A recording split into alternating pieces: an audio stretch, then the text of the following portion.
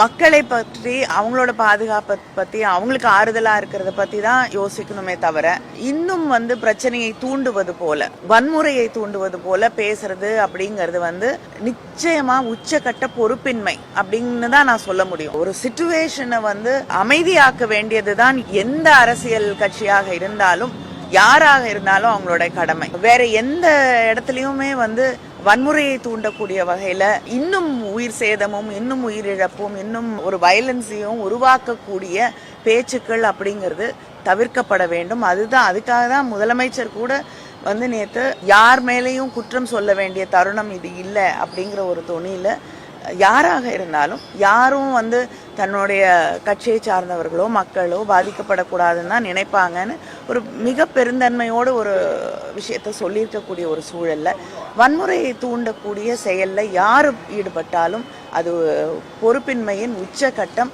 மக்களை பற்றி கவலை இல்லை, இப்படியும் அரசியல் ஆதாயம் தேட வேண்டும் நினைக்கிறது மிக தவறான முன்னுதாரணம்.